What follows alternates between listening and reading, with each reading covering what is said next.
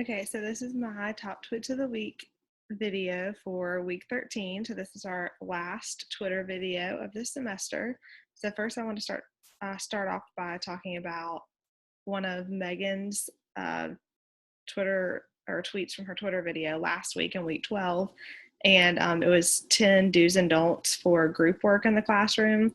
And I just got a lot out of that tweet and that resource. A lot of in my kindergarten class, we are in literacy stations for an hour and a half in the morning, and then math stations for an hour and a half in the afternoon. And then we start off with about 30 minutes of whole group for literacy and math each day.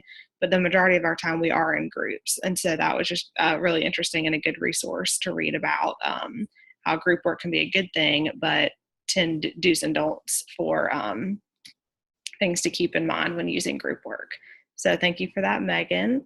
And then for my tweets this week, here's one that is strategies to reduce test stressing for students. And so I just thought it was a good resource to read over. Sometimes students don't give accurate results through tests or through assessments, because especially if they're formal assessments, because they may not be good test takers. And when a student's under stress, they're not going to perform as well.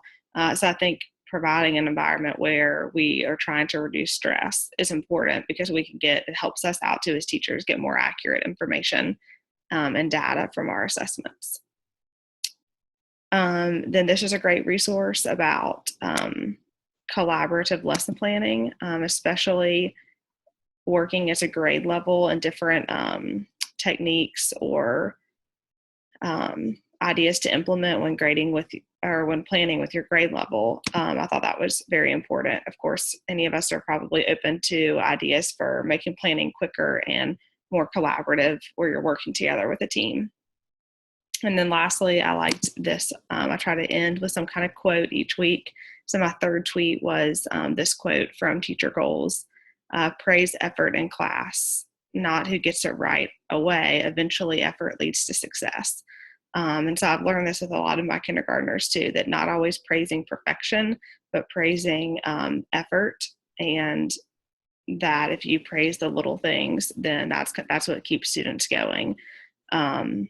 And it's not always, sometimes the students who do have perfection in a lot of things, they don't give the effort, and they're not growing and getting better because they're content with where they are. And they if they're told that they're doing perfect on everything and getting hundreds, then they're not going to strive to push themselves to the next level.